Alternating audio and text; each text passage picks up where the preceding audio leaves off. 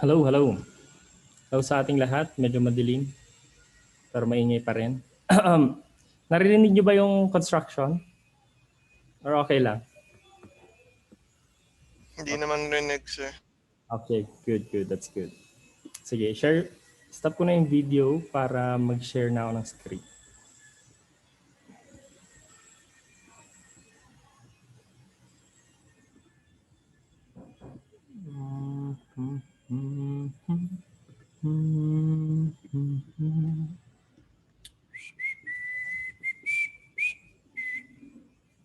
Where's that lecture? Lecture. Ayun, magpag siya. Lecture 3.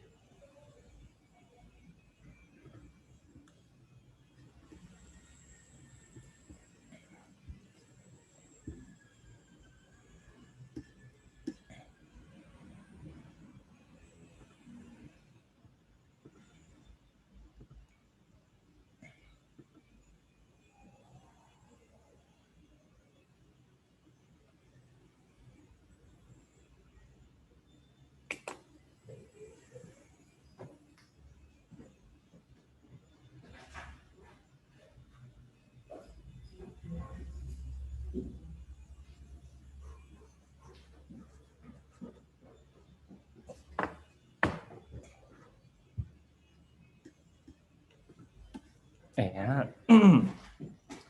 Nakikita nyo ba mga kapwa mag-aaral? Yes po, sir. Yes, sir. Okay.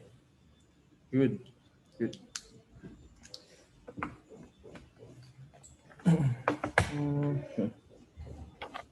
Yun.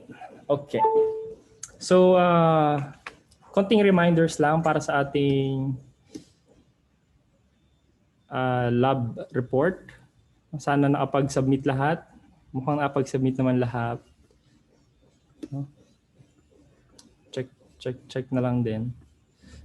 Yun, kahit isa lang yung mag-submit, okay na yun.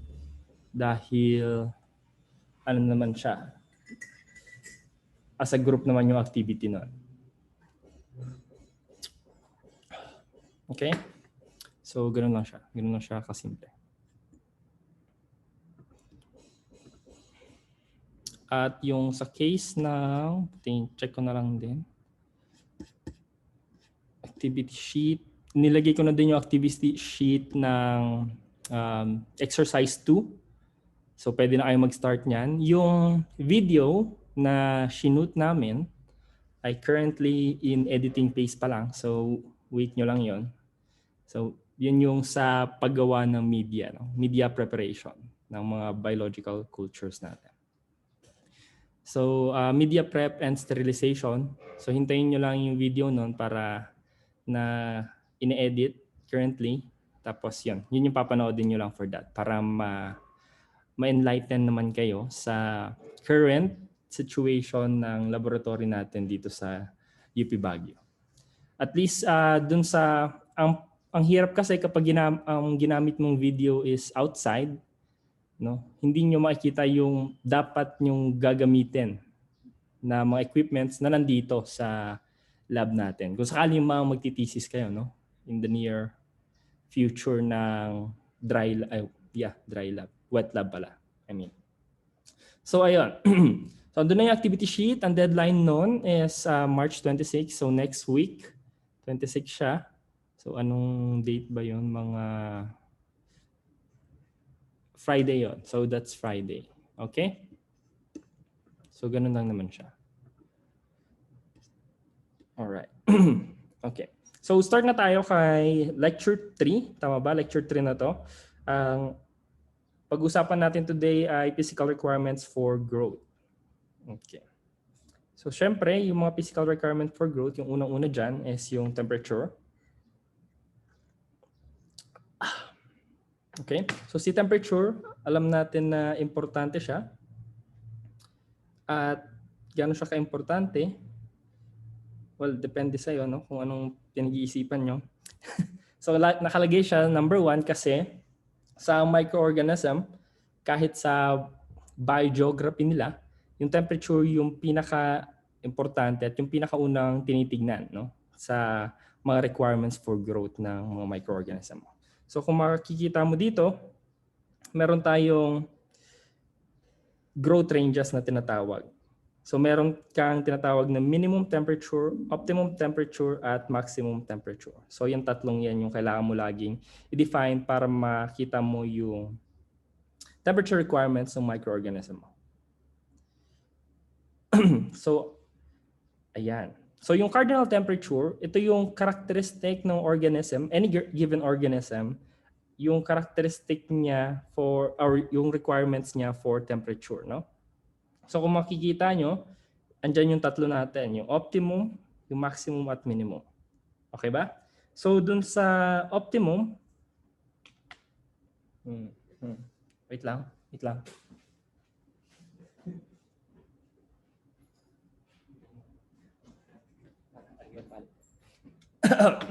Ayan. Ayan. Narinig pa rin ba ako? Hello, Yes sir. po, sir. Yes, sir. Ayan. Okay. Mas maganda. Okay. Oh, ito nakakatawa na to. Ayan. So, i-analyze natin itong figure na to, okay? So, dun sa optimum natin na tinatawag, no? Sa optimum temperature na yan, yung maximum possible rate of enzymatic reaction dyan nangyayari. Dun sa optimum temperature na yan na tinatawag natin. Okay? So, importante yung optimum temperature na yan for a certain organism.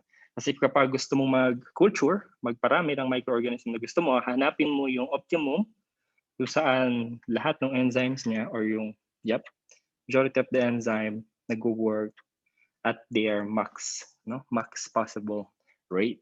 Okay ba? So, yung optimum na yan yung hinahanap natin, kalimitan. Kasi yan yung isa-set natin dun sa incubator natin, sa shaking incubator natin, para dumami yung certain microorganism na gusto natin, specific microorganism na gusto natin, paramihin. Okay? Sa maximum naman, no, kapag lumagpas ka na dun sa maximum na yan, more likely yung protein natin ay ma-denature. Mag-collapse yung cytoplasmic membrane, essentially magkaroon ng denaturation at membrane lysis. Kasi nga, yung kung maaalala nyo, si temperature ay, di ba, para lang siya namang motion, no? Yung average motion ng iyong, ang tawag doon? Ng mga molecules mo dun sa isang bagay. Di ba? Parang ganun lang naman siya, essential. So, ang mangyayari nun kapag tumaas ng tumaas yun, pwedeng ma-lyse, no? Ma-thermalize yung organism mo, yung membrane niya at yung cytoplasmic contents niya. Ayan.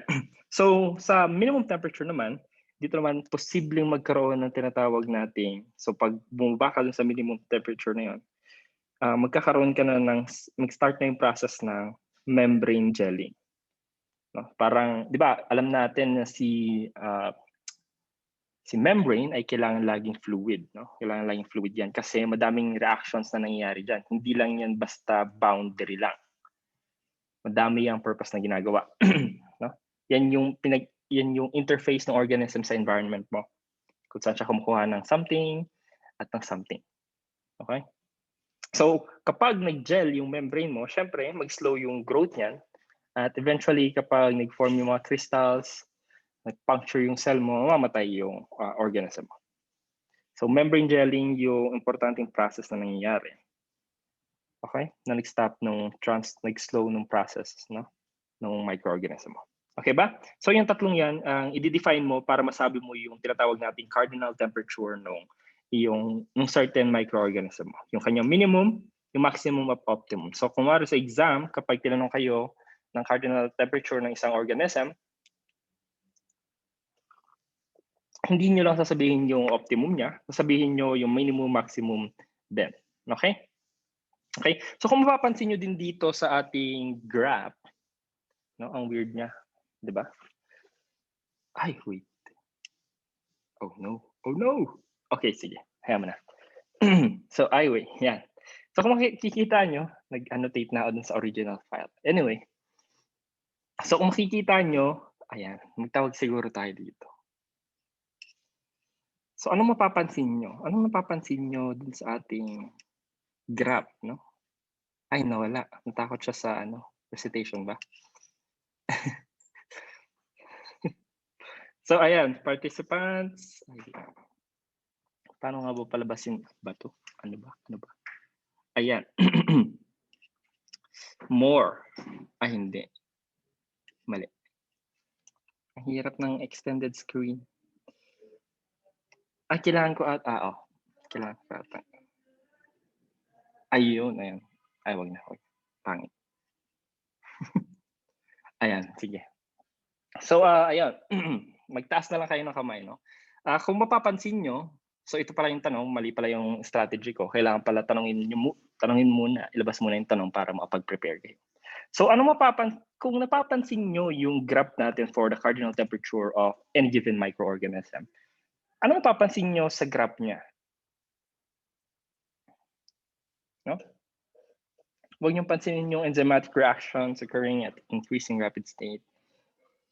Ano sa tingin yung weird sa graph natin?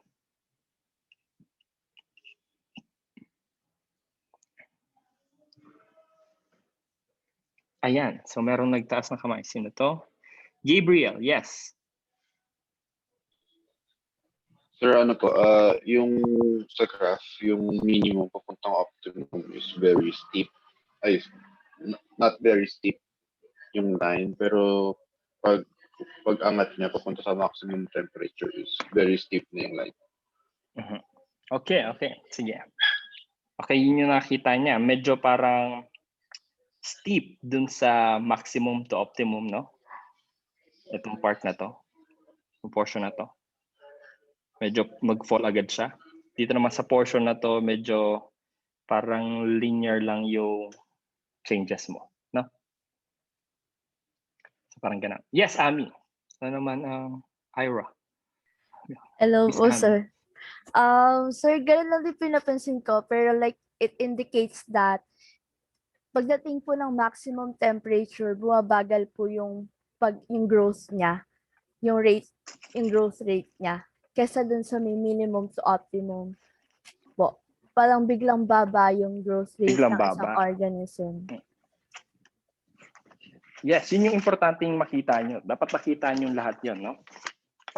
So, ilista ko lang sila. So, kung mapapansin nyo, yun din yung napansin nila, parang skewed yung ating lines dito, yung ating graph ng growth rate, growth rate to temperature ng microorganism mo. So, laging ganyan yung mapapansin nyo.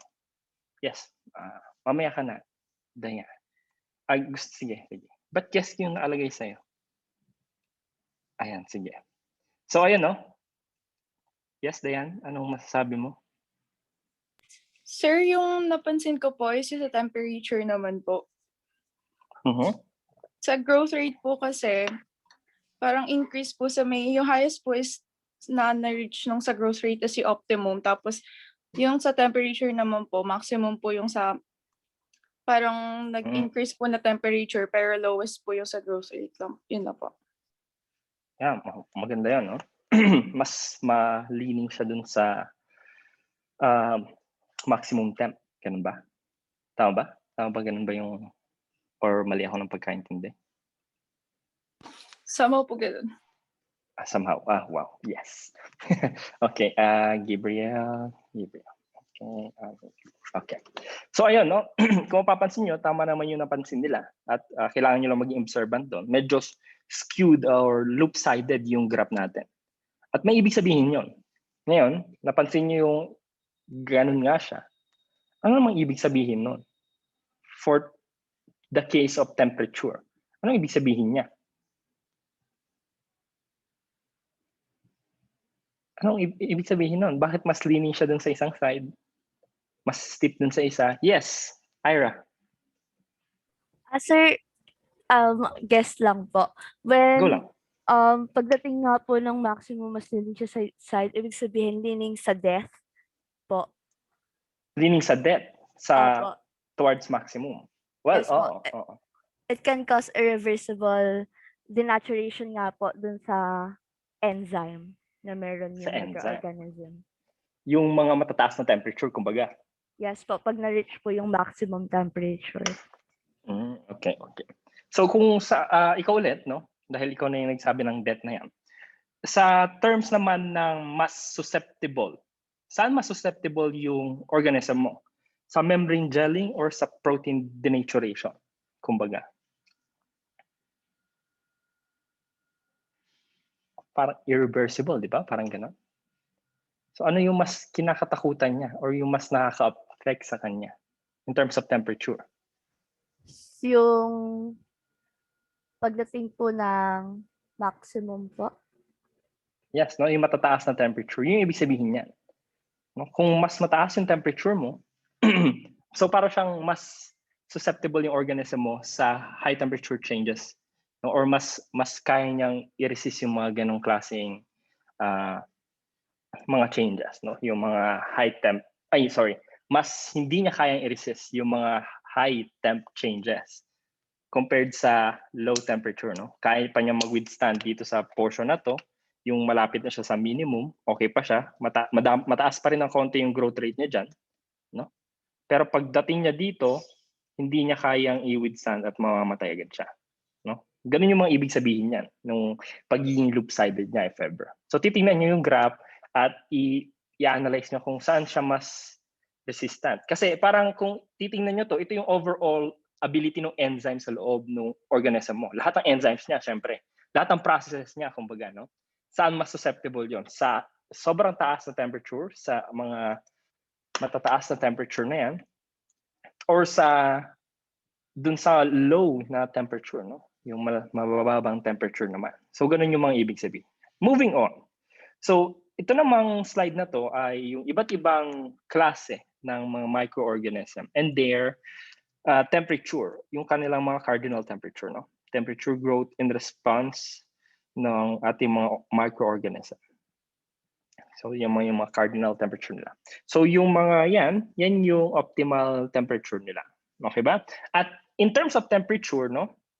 Siyempre, different organism have different, of course, different, ang tawag dito, different requirement din, no? At dyan papasok yung kailangan yung isa puso na tinatawag nating mga pile, no? Meron tayong tinatawag na cycropile, mesopile, thermopile, hyperthermopile, and hyperthermopile, no? May mga ganun-ganun tayong tatawagin dyan. Okay ba? So, ayun, no? Yung, for example, yung cycropile natin na si Polaromonas vacuolata, at 4 degrees Celsius yung kanyang maximum doon, no? Yung optimum temperature niya.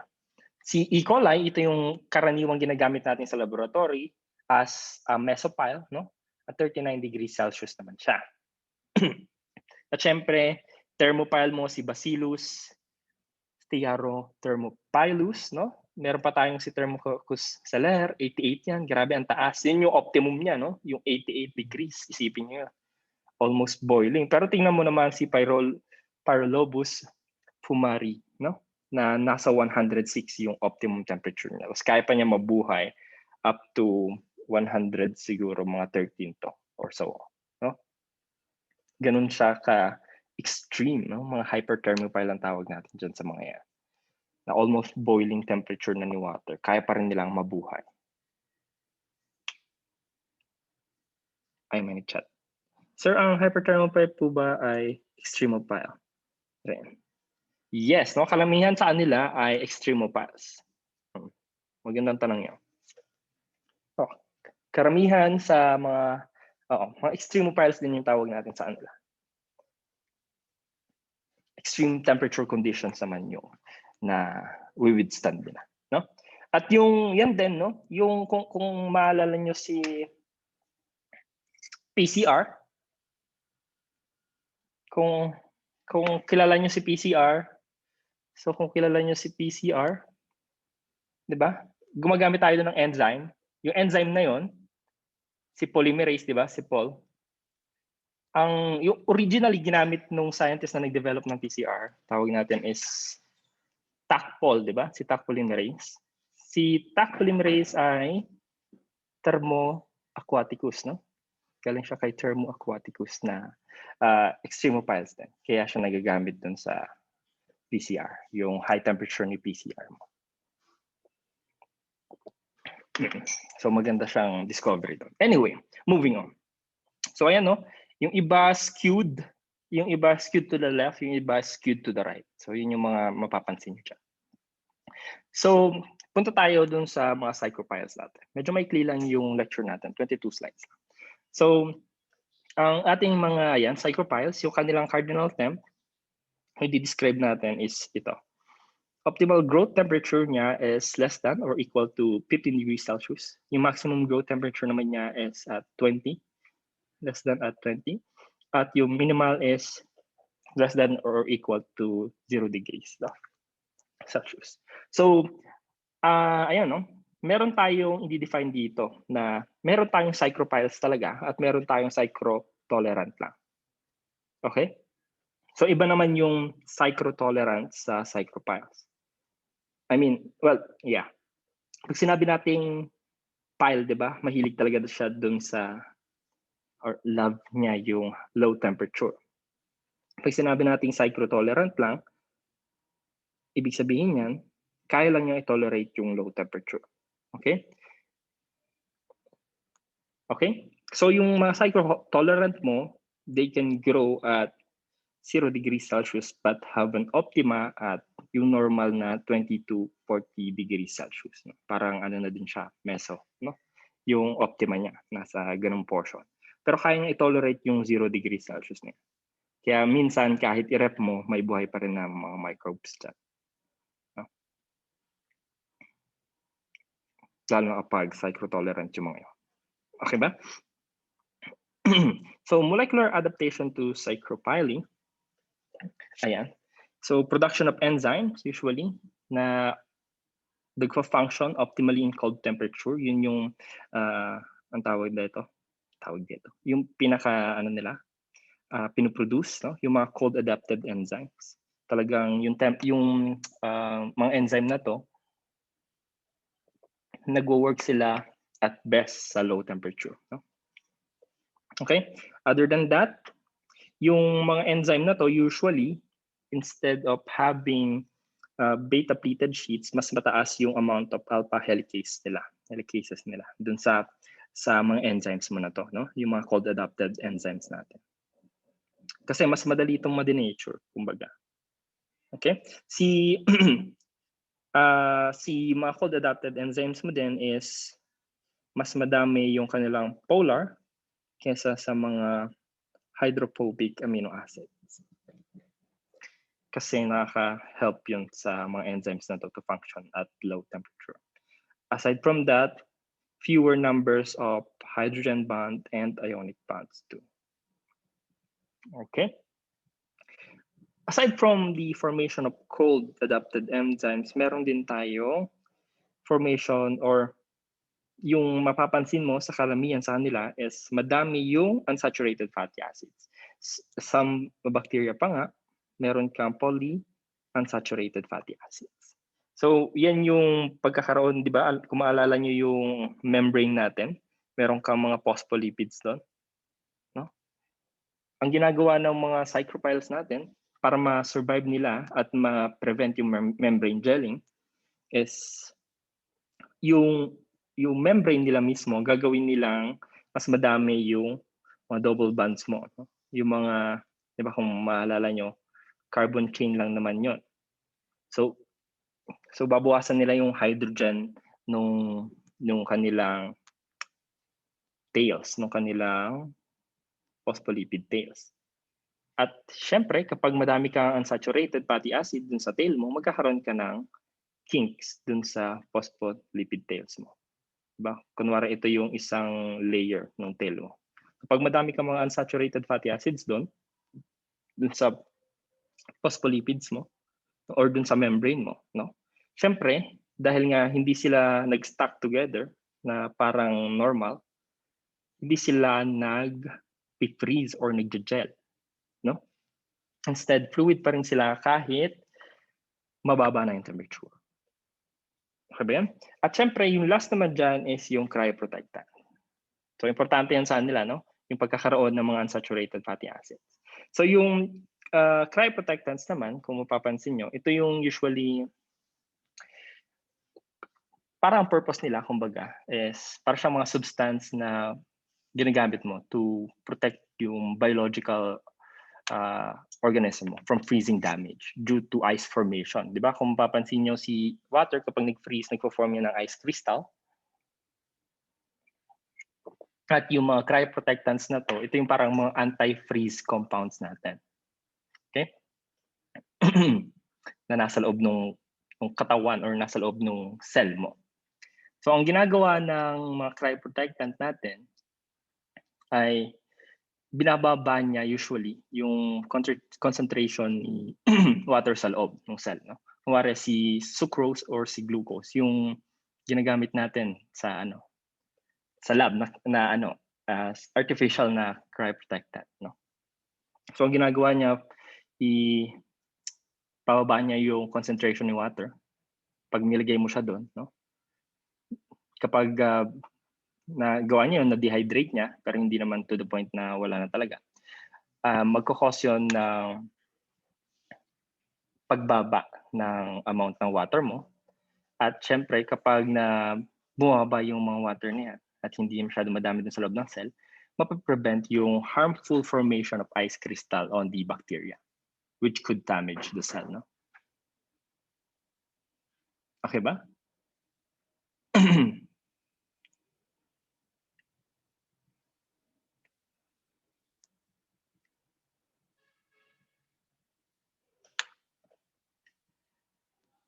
Ayun. Okay.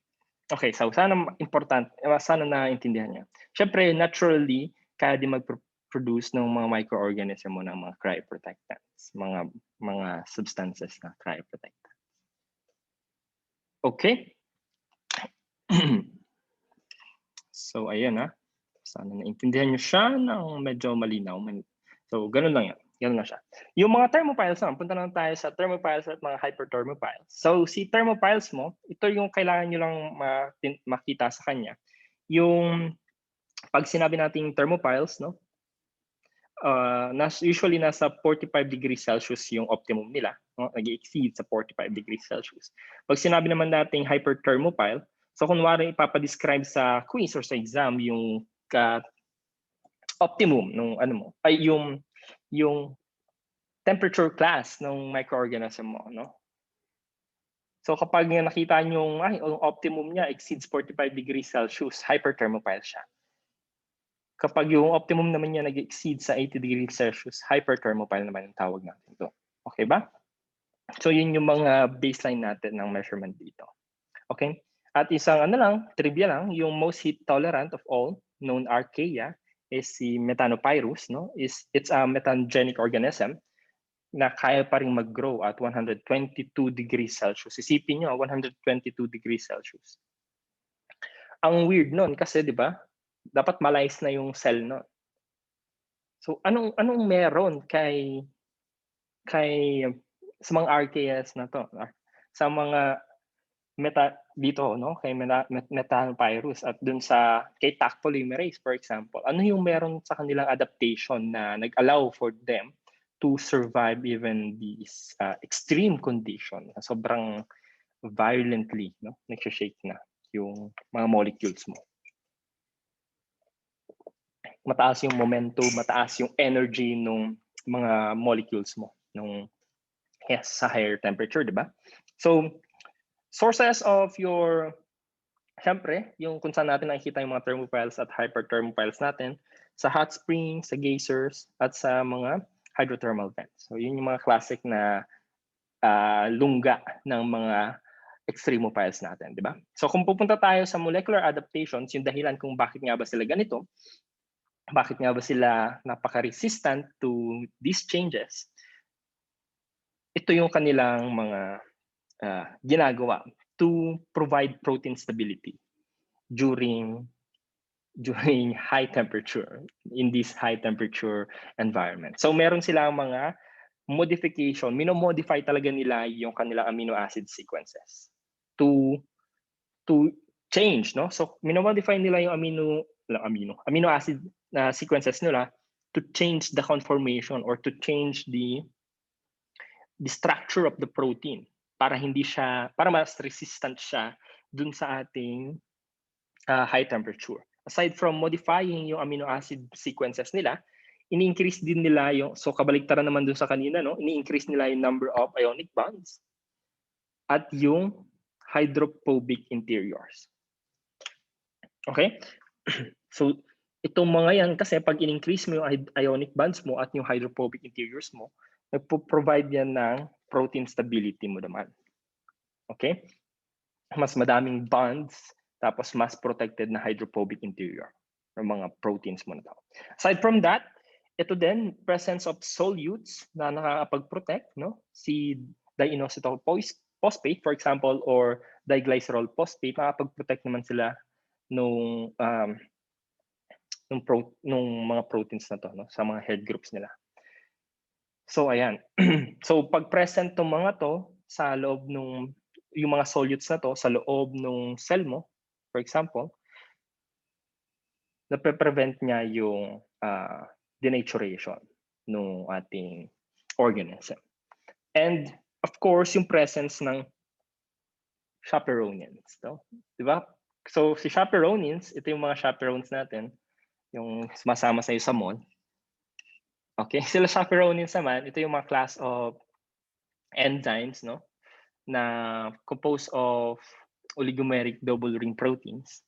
Essentially, ang ginagawa nila, they provide kinetic assistance to protein folding.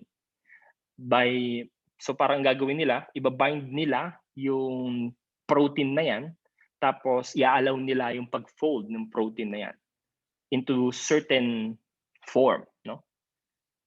Therefore, so ang mangyayari, no, kapag inallow nila, no, hinelp nila yung mga proteins na to na nandyan to fold into certain configuration, mas mahirap na silang ma-denature ng ating high temperature, no?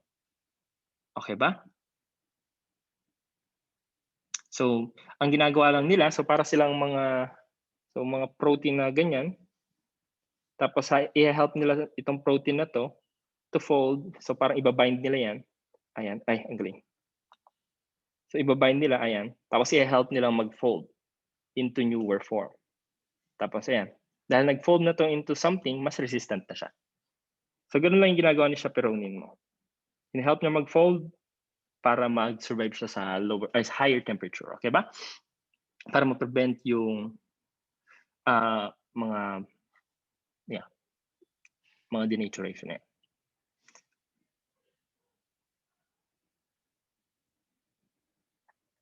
So kapag si chaperonin mo, no, na hinelp niya yung pag nandyan siya at binind niya yan or pinalibutan niya yan, it allows for the proteins to favorably fold into something better. No? Pag nag-fold siya into something, magpe-prevent yung mga aggregation ng mga protein din na yan at syempre mas madaling mabuhay sa high temperature condition. So moving on. Aside from protein stability, kailangan mo din ng membrane stability, lalong-lalo na kapag sa high temperature. Okay? So paano naman nila na-achieve to? So yung mga may pumapasok. Ayan. Hello, sir. Sorry po. Okay, sorry for that. Okay, membrane stability, meron tayong, syempre, kabaliktaran naman kanina, no? Instead ng unsaturated, isa-saturate mo naman to yung mga carbon chains ng hydrogen, no? So hydrogen mo yan. Kasi sabi natin kanina, kapag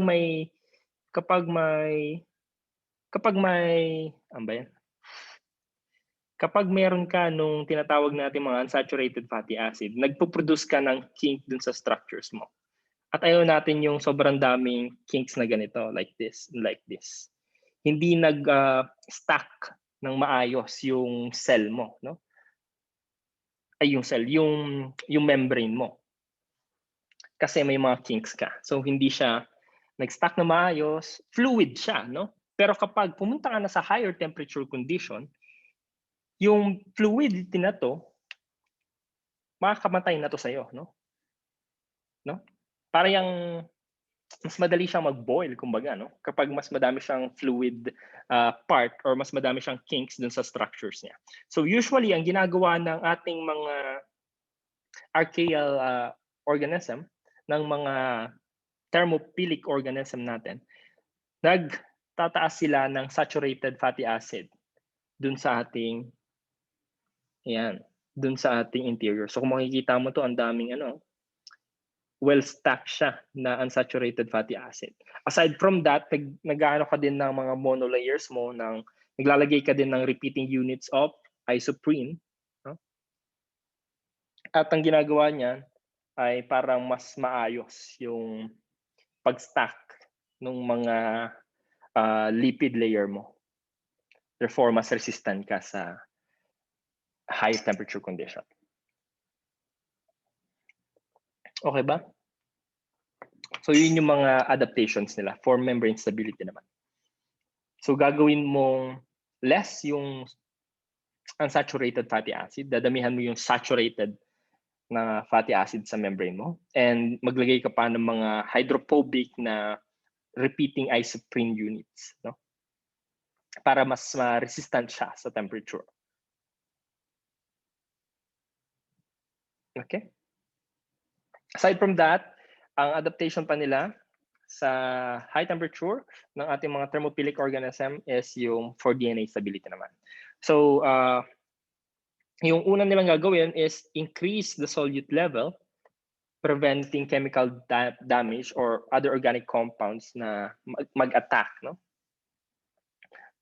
Dun sa ating other compounds na mag-attack dun sa ating DNA. So, increase mo yung solute level mo.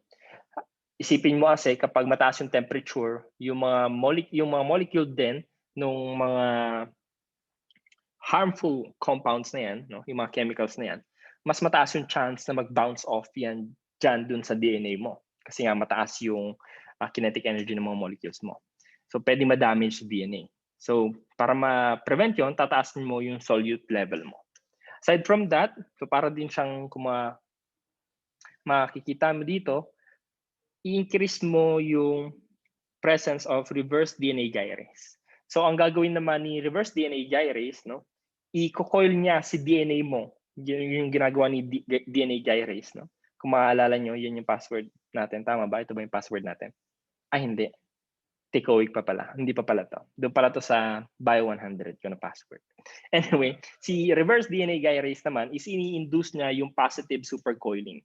So ang essentially ginagawa nun is, well, yun from the name itself, sinusupercoil niya or ini-induce niya yung si supercoil DNA mo kasi, di ba? Di ba may tatlo tayong DNA type? So yun, A, B, Z. Anyway, so kapag may reverse DNA gyrase ka, may induce niya yung positive supercoiling na yan. At essentially, pag supercoiled na yung DNA mo, mas resistant na siya sa changes, no? High temperature na conditions. Okay? So para siyang mas maano yung coil niya. Kung i-measure mo yung distances ni supercoil at versus yung normal na DNA, mas maliit yung distance between the helicases, no? Okay ba? Anyway. So yun, yung helicase ng DNA mo. Next is yung pag-provide din ng mga highly basic na DNA binding proteins. So itong mga DNA binding proteins naman na to, from their nature, ibabind lang nila sa DNA at ipoprotect para silang protective shield ng ating DNA. So yep, solute level, reverse DNA gyrase, inducing positive supercoiling, at DNA binding proteins na magpo-protect kay DNA mo. Kailangan mo kasi talaga yan, di ba? Para hindi ka mamatay at high temperature. Ayan, may tanong ulit.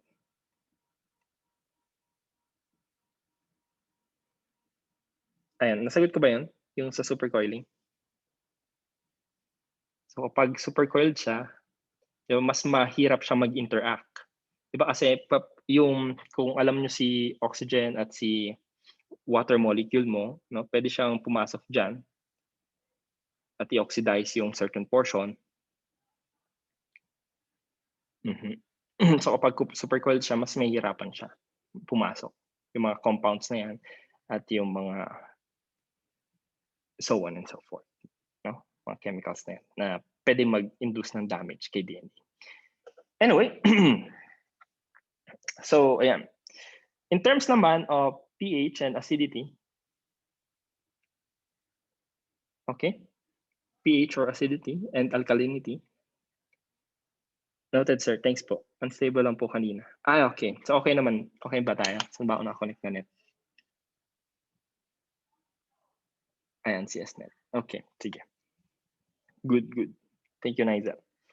So ayan, in terms naman of pH, meron tayong tatlo, no? Physiological class na merong optimal range din sila. Yung mga neutrophile natin, neutral pH, acidophile, at alkalophile. So andyan yung mga optimal range naman nila. So si neutrophile mo, greater than 5.5, less than 8. Si acidophile, less than 5.5. Si alkalophile is greater than or equal sa 8. So sabi nga natin last time, yung si 8, no? Si 9, solid ano na yun, alkalophile na sila. Okay? So mga examples ng microorganisms, si E. coli mo, classic yung mesophilic din, tapos neutrophilic na organism. Okay? So andito naman si Picrophilus oshimei, grabe, tingnan nyo. 1. Ko, matutunaw na yung balat natin doon. Si CD, Thiobacillus ferrooxidans din sa 3 at si Rhodophylla globiformis naman at 5. Medyo, yes, less acidic but still acidic, no? Almost malapit na sa Si Chan ba natin nasang pH siya? Sa 2 ba or 3? Don't know.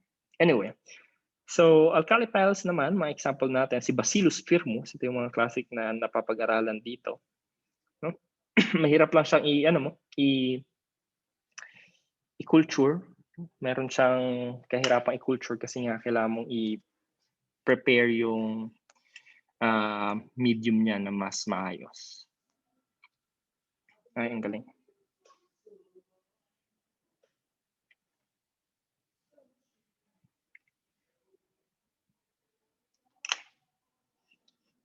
Sorry. Wait lang. Ayusin ko lang ito. Ano ba yan? Hindi ito.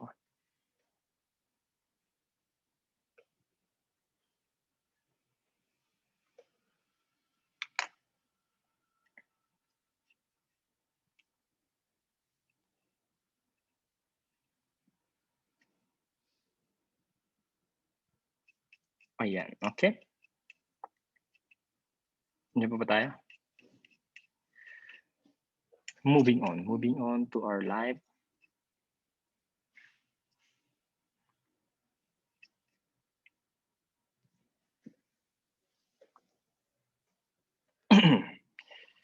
Okay.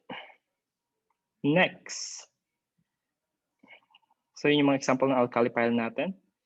So, ayan. In terms of pH pa rin. So meron tayong, pag-usapan naman natin si acidophile at si alkalophile natin. Siyempre, si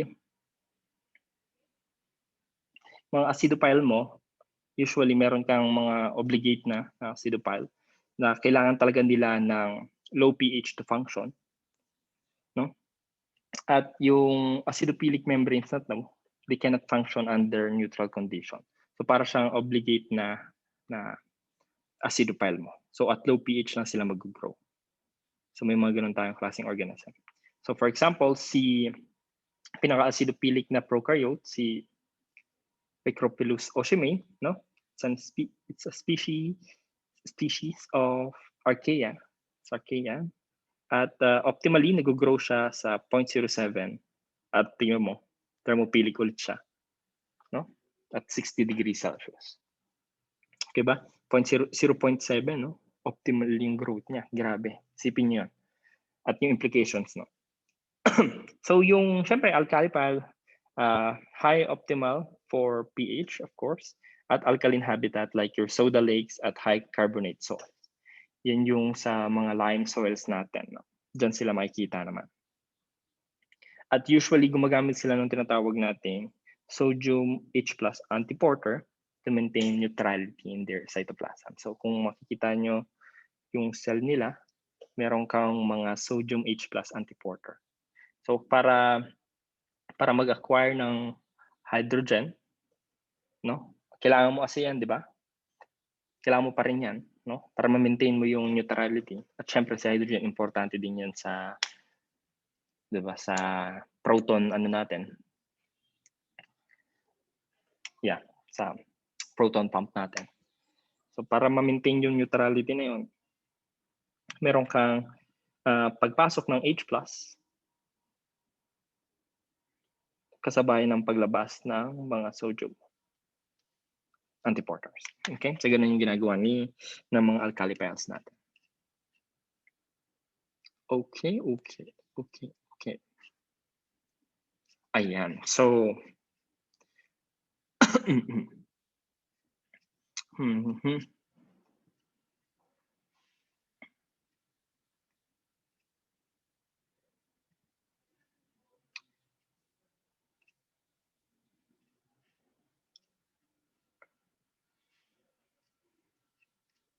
okay.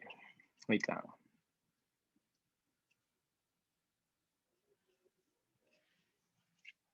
Ano ba yan? Nakakainis naman to. Carbon push G.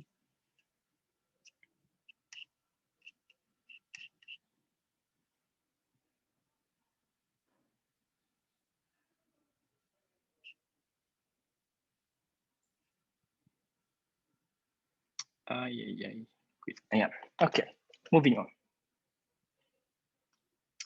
Osmotic pressure. So malapit na tayo. Nakakalahati na tayo.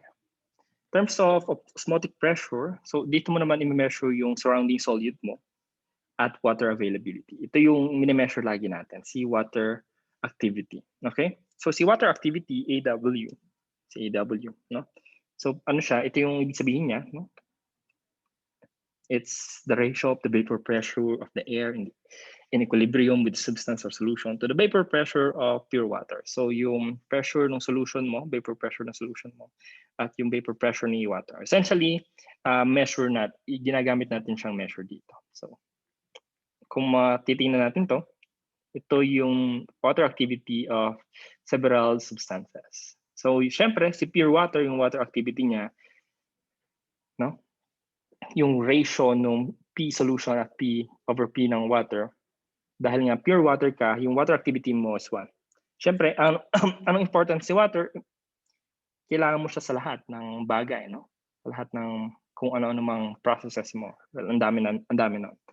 At yung human blood natin, ayan, 0.995 yung water activity. At up to the cereal and candy, 0.05 yung dried fruit, no? Kasama din dyan. Salt Lake, 0.07, 0.75, 0.7 pala, sorry. At 0.075 yung example naman natin dito sa Salt Lake. Okay? So, ayan. So, ayan yung mga material mo at ito yung mga iba't ibang klaseng organism na kayang mabuhay sa mga ganyang klaseng environment na mababa yung water activity. Okay. So, yung mga example lang yan. So, tingnan nyo lang siya. Hindi naman siya masyado importante. But kung makikita mo, meron kang mga fungi dito at yung mga halococcus natin, mga halophiles na kayang mabuhay kahit sa 0.75 at 0.7 na water activity. Siyempre, the higher the water activity, mas close sa 1, tandaan nyo yun, closer to 1 si water activity, the better. Well, for certain microorganism. Kasi nga, kailangan si water for every processes na mabanggit natin. Hindi naman lahat, pero karamihan ng processes dun sa loob ng cell mo. No? Alam naman natin kung gaano siya ka-importante. Anyway, so, meron tayong mga halophiles naman ang tawag natin doon. So halophiles yung tawag natin sa mga organism na nag-evolve to grow best at certain condition, no? At ito ay yung reduced water potential naman, no? Napakababang mga water potential. At usually yung iba sa kanila dependent na sa high level of salt for growth. Yung iba hindi na mabubuhay na wala yung salt concentration na to. So ayan, no? Pag sinabi nating mild halophiles, ito yung 1 to 6%, yung moderate halophiles, 6 to 15%, at yung extreme halophiles, 15 to 30% na salt concentration kaya nilang mabuhay pa rin dun sa mga ganyang lugar. So iba naman yung pag sinabi nating halotolerant, it can tolerate reduction, no? Can tolerate reduction in water activity, mababang water activity in their environment, but they grow better, no? At the absence of the solutes. No? Kaya lang nilang i-tolerate yung salt concentration na yan, yung low water activity, but yung optimum pa rin nila for them is yung normal na condition. So para lang din siyang psychrotolerant. No? Halotolerant naman yung dito. Kasi asin yung halo, yung pinag-uusapan natin dito. Yung mga xerophiles naman, ito naman yung talagang kaya na mag-grow in a very dry environment. No? Mga xerophilic na organism. Okay? So halophile, halotolerant, at xerophile. Ayan. So in terms ng percent sodium, sodium chloride sa percent salt na nandun sa environments from 0 to 20. So kung makikita mo dito, ayan yung mga graph ng iba't ibang klaseng organism natin. Siyempre yung non-halophile natin, na mesophile din, si E. coli, no? Na neutrophile din, di ba? So mga ganun yung kailangan yung i-describe nyo siya in terms ng mga yon, no? Halophile, in terms of water, no? It's in terms of temperature pala muna. Next is in terms of pH. Now in terms of water activity, or yung water activity class niya, or yung sa osmotic pressure, no? Yung piles, non-halophiles na yan. Okay, so yung mga halotolerant natin, kung papansin mo, andito pa rin yung optimum niya, pero kaya niya ma-tolerate yung, kaya nga tolerant, kaya niya ma-tolerate at mag-survive pa rin dun sa conditions na mataas yung sodium concentration, up to 10% pa kaya niya. Yung mga halophilic naman, talagang yung optimum niya nandun na sa mataas na salt concentration. At yung extreme halophiles natin, no? Ayan, katulad ni Halobacterium salinarium, ay yung optimum niya, no? Way beyond nung hindi yung nung most microorganism mo. Extreme halophiles na to. No? Na kailangan mo ng at least 15 for them to survive. 10 and upwards. So yung mga yan. So yan sila. Okay? So ano naman yung mga adaptations ng mga organism mo in terms of salt, no? In terms of, well, dito sa terms ng osmotic pressure. Hello po ulit. So yung mga microorganism mo, para ma-survive nila yung low water activity, no? Ang ginagawa nila, nagpo-produce sila ng tinatawag nating mga compatible solutes. So yun yung adaptations sila, compatible solutes ang tawag natin. So yung mga compatible solutes na yan, for example, ayan sila, yung mga amino acids na to, no?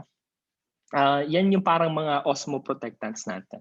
Ito yung mga molecule that act as osmolytes and help organism survive under extreme osmotic stress, no? Yung mababang water activity, osmotic stress, no? Examples niyan ay yung mga betadienes, mga amino acids, mga tetrahalos, Essentially, ang ginagawa niyan, yung mga molecules na yan ay nag-accumulate inside the cell and balance the osmotic difference between the cell and the surrounding, no? Between the cell surrounding at yung sa loob niya, yung cytosol niya. Okay? So essentially, ang gagawin lang niya is magpo-produce or mag-a-acquire ng mga compatible solutes. So pag nag-produce siya ng mga compatible solutes na yan, no? Ayan mga yan, blah blah blah blah blah blah blah blah blah blah blah. So yan mga yan, pag nag-produce siya ng mga compatible solutes na yan, ito pala sila, yun yung mga structure nila. Ilalagay lang yan nila sa loob, no? So ipoproduce nila naturally sa loob nila. Yun yung pwede nilang gawin. At essentially, ipoprotect nito yung pag-escape. Di ba? Kasi kailangan mong, di ba, pag sinabi natin yung osmotic pressure, di ba, sa osmosis, kung wari ito yung cell mo, ito yung environment, laging may water, ano ka, di ba? Si water mo, mag-escape out. Laging ganun yung gagawin ni water. No? Mahirap mag-H. H2O. So, ang gagawin ni water, mag-escape out. Kasi nga, bababa yung water concentration sa loob. No? So, ang gagawin mo, sorry, mataas pala yung water concentration sa loob compared dun sa labas. Kasi nga, nandito tayo sa mga hypertonic na environment, di ba? So, ang mangyayari, lalabas lagi si water.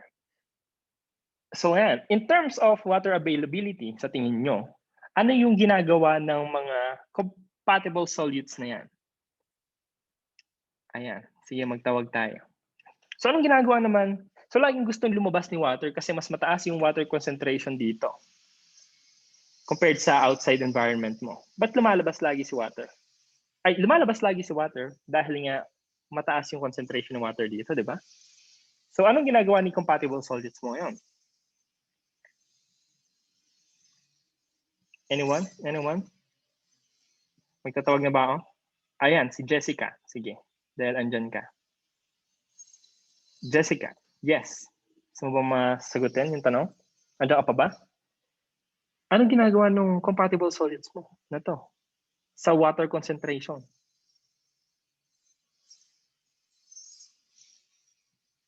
Wala siya. Andiyan ka ba? Hello Jessica. Yes, sir. Makatulog ka din ba? Ayan, sige. Kung yung mataas po yung concentration ng solutes sa environment, parang papantayan. Hello po. Yes, Hello. yes, go. Parang kung mataas po yung concentration ng solutes sa environment, yung compatible solutes po, parang gusto niya dapat mapantayan ng compatible solutes na nasa loob ng cell, yung concentration din ng solutes sa environment para yung water, hindi siya magkaroon ng tendency na lumabas sa cell. So, ang gagawin niya, kumbaga, ilo-lower niya yung water concentration mo, no? Na nasa loob. Or parang, yun nga yung sabi niya, tatapatan niya yung yung concentration ng nasa labas. No? Parang ibabalance niya. Ipaparehas niya yung concentration ng loob at yung concentration sa labas ni water or ng solutes. No? Para hindi para hindi siya mag-escape out. So, papantayin niya. So, yun yung mga techniques na ginagawa nila. At ito yung mga examples sa mga microorganism na gumagamit niya. No? So, for example, si Dunaniella, ito talaga yung halophilic na green algae to, gumagamit siya ng glycerol. No? Parang glycerol, di ba? Parang ano din to. Di ba kanina ginamit natin to as cryoprotectant. Tapos dito din siya. May gamit din siya as compatible solid sa mga microorganism na to. So, pwede yung ganyan lang siya, no? Pwede siyang i-produce ng organism sa loob niya. No? Sa metabolism niya, as product of ng metabolism niya. Or pwede din niya yung i-acquire from the environment. So, magkakain siya ng mga ganyan sa environment niya. Mag-i-intake siya. No? Meron siya mga transporter, for example, na mag-acquire ng mga ganyan, no? For example, ng mga salt na yan. No? Ito yung ginagawa natin, no? Na instead na kunwari, sodium chloride yung mo, potassium chloride naman, isang type. So mga ganon. Mga ganon yung mga techniques nila. Okay ba? So moving on. So yung last portion na is in terms naman kay oxygen. So believe it or not, si oxygen ay delikado din. Well, dati, no, karamihan ng microorganism natin, 'di ba kung maalam niyo yun, yung first extinction na nangyari, first mass extinction na nangyari ay yung mga microorganism ang namatay. No? Kasi before yung past life ni Earth, 'di ba? Kung mapapansin mo, wala pang oxygen. Tapos itong mga green algae na to, itong mga cyanobacteria na to, blue-green algae na to, may trip na may bagong trip, no? Yung trip nila ay gumawa ng energy using sunlight at nagkaroon ng byproduct yon na oxygen.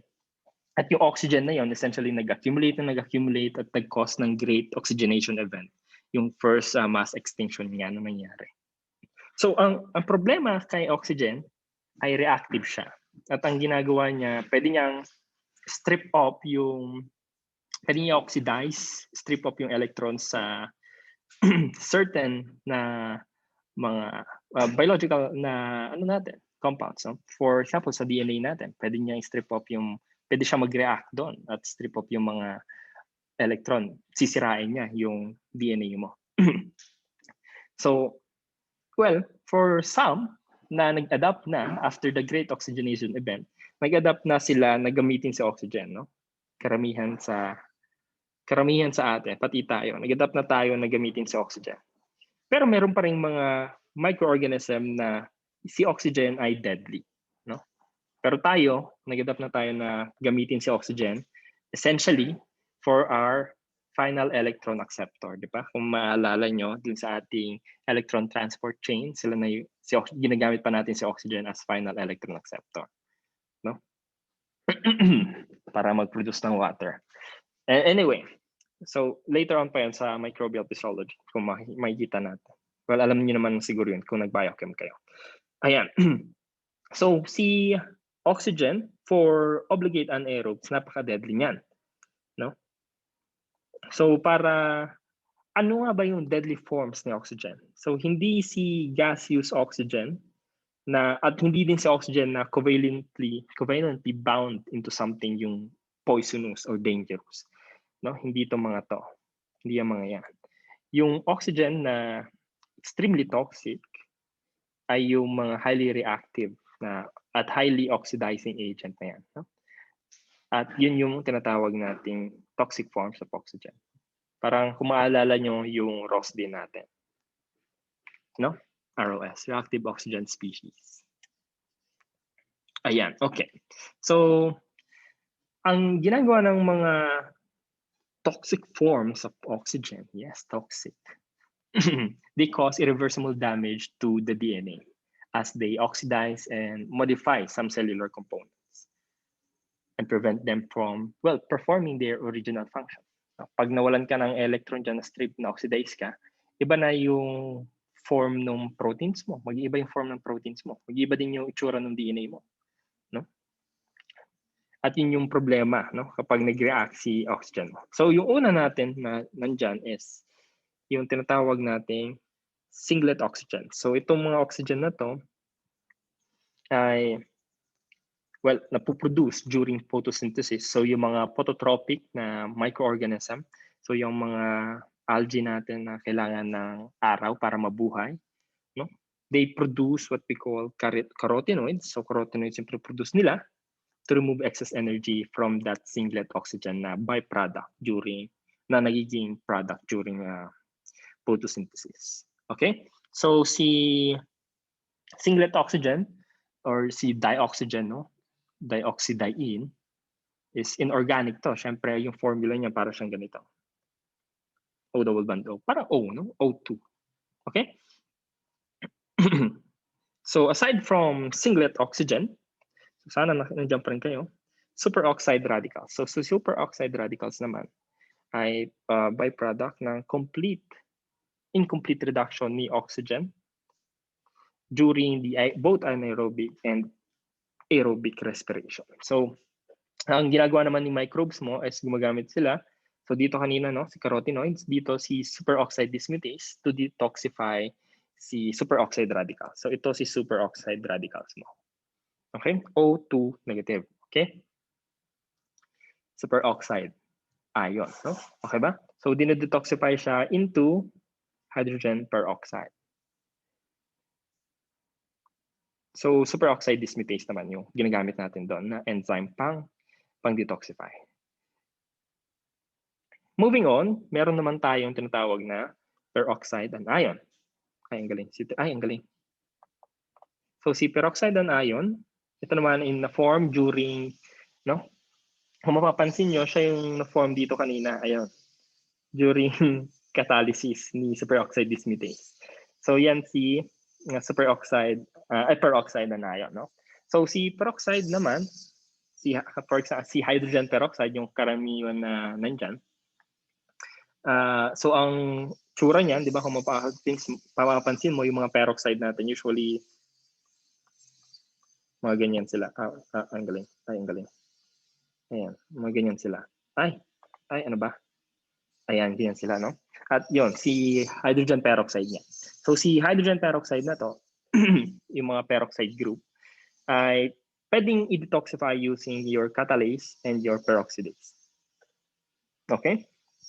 So kung nag-biochem kayo, one of your exercise doon is yung paggamit ng catalase at pag gagamitin nyo i-breakdown nyo si hydrogen peroxide, no, into water and oxygen.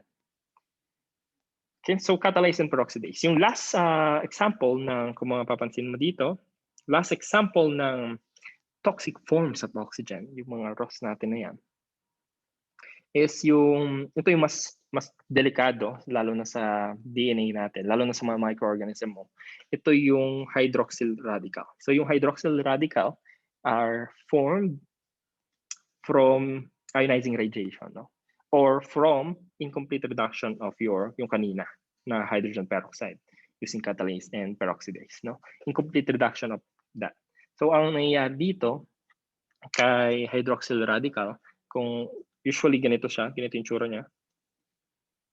Ay, pusyang gala. Ayan, sorry. Ang hirap mag-H. Ba't ang hirap? Okay. Ayan, so ayan si hydroxyl radical. So meron siyang hydroxide ion, no? OH negative, 'di ba? Hello, OH negative siya. So ang short-lived lang kasi itong mga hydroxyl radical na to. And they can easily become any hydroxyl group once they react, no?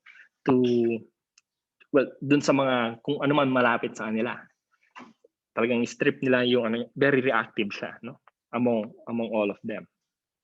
Very reactive. At kukunin agad nila yung electron mo, ganyan. Okay ba? Okay. Okay. So sana yun yung 4 lang naman na mga forms natin ng toxic oxygen.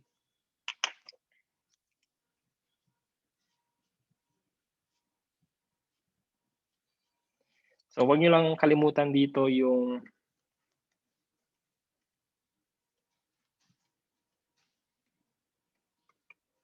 ay.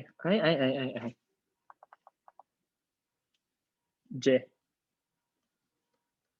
Okay, wag niyo kalimutan yan para maintindihan niyo kung ano nangyari. Okay, anyway, alam niyo naman na yan. So moving on. So ano namang ibig sabihin yan for our microorganism? Ano bang pinagsasabi ni Sir? Anong application yan dito sa micro?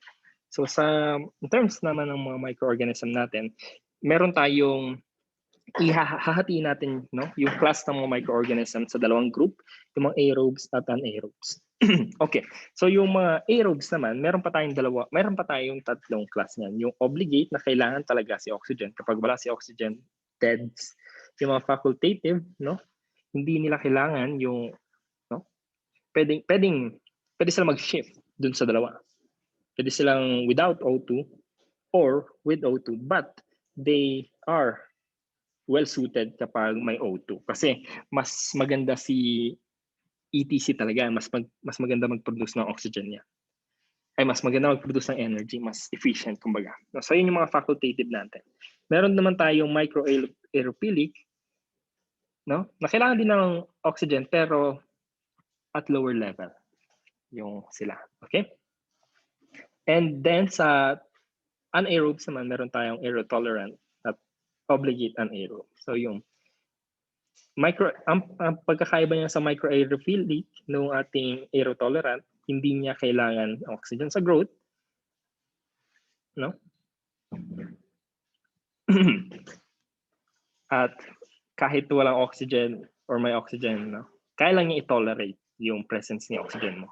Pero hindi niya kayang i-metabolize or kayang gamitin. Okay? At syempre yung obligate, itong mga to, dahil nga wala silang mga enzyme to reduce, no? Or to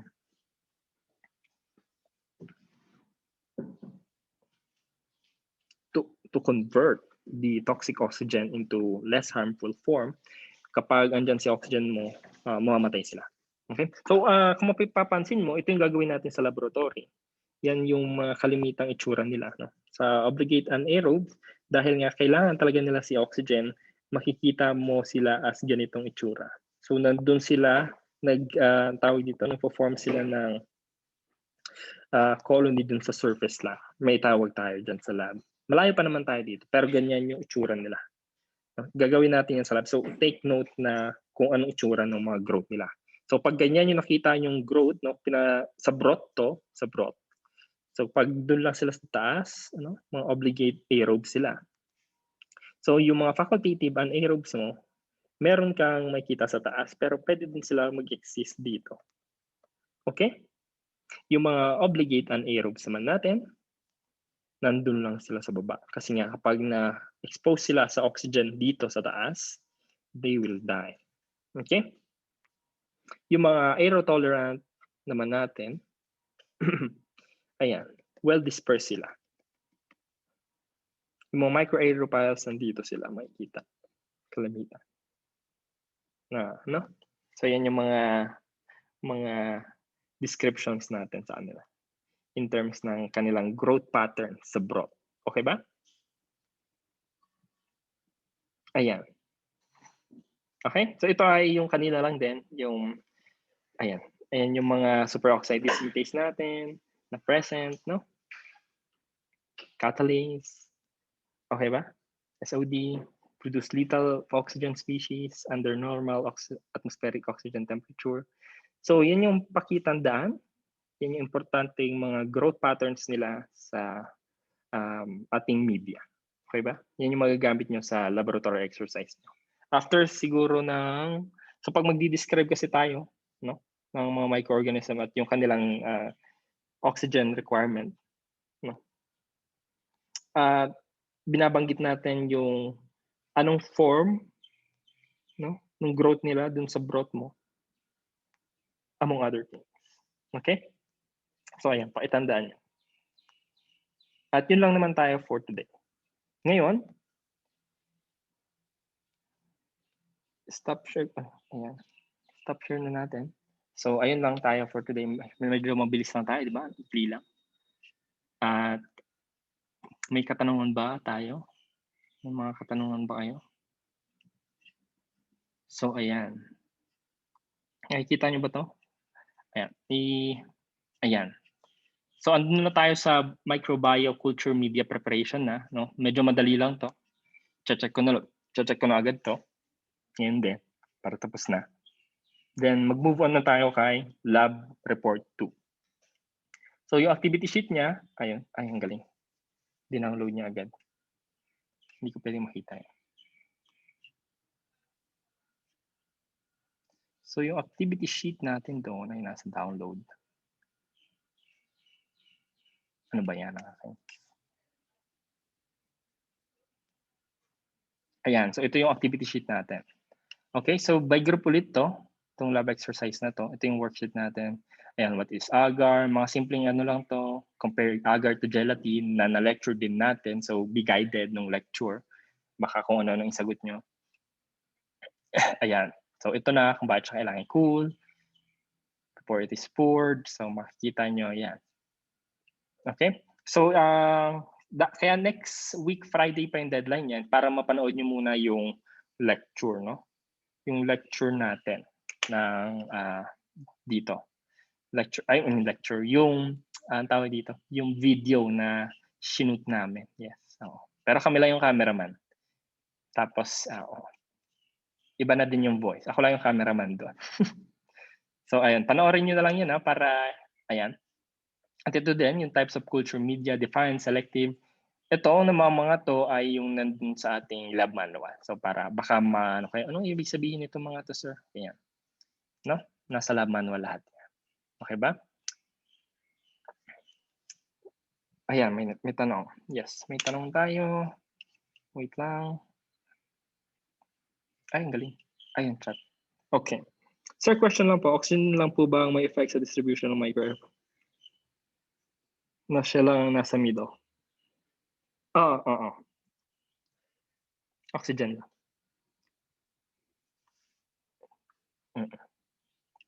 Kailangan niya ng, kailangan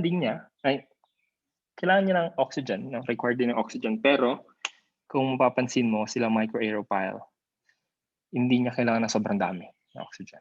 Kasi hindi makaka-cope agad yung,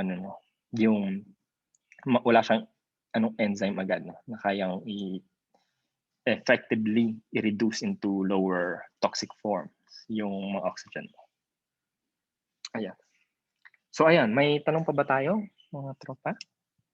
Mga tropa, di ba kayo? So ayan, ganun lang yung gagawin nyo sa laboratory. Then next week, may lecture ulit tayo. So lecture lang ang mangyayari nito. And then okay na tayo. So madami-dami pa tayong mga lectures na gagawin.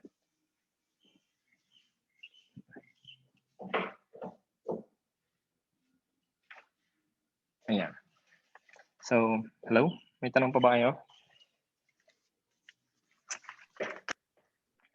I-upload ko na din yung mga ito para makapag-review na kayo. So, ayun. Yun nga pala. Bago tayo mag-end, yung mga hindi pa nakapag-quiz, yes, Kian, nandiyan ka ba? Okay ka na ba? Okay ka lang? Ba't pumapasok ka? Kaya mo pa? Kaya mo ba? Are you still okay? Magaling ka na ba? So gusto mo na mag-quiz? May tatlo kayo. So gagawa ulit ako ng bagong quiz for you. Okay? Ayan, opo. Yes. Sige. Sure ka? Okay ka na? Or gawa na ba ako? Pwede ko siyang i-upload ngayon. Tapos, yes. Sumabay na din yung dalawa na hindi nakapag-quiz dahil technical problems, no? And send mo na lang sa akin yung medcert mo. Okay? Para, formality sake.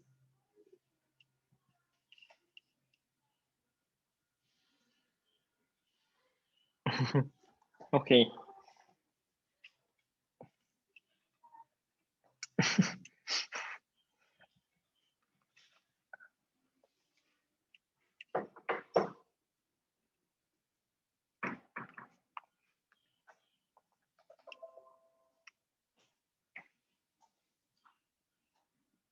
Sa redox yun, no? No? Okay ba? Di ba kung gain electron,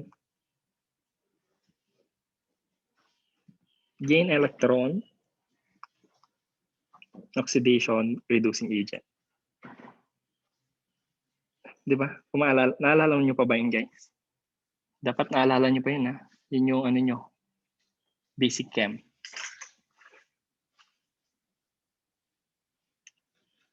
Leora Jarreau. Okay? So yun yan. Yun lang naman siya, ganun lang siya. So simple lang siya. Okay? Ayan, thank you. Thank you po, yes. Gain electron, loss electron, reducing agent. Mga ganun. Mga mnemonics yun, guys. Yes. Para maintindihan nyo yung oxidation, reduction. Kasi di ba si oxygen species mo, yes. It's reactive oxygen species. Okay, so yun lang naman. Kung wala na kayong tanong, I'll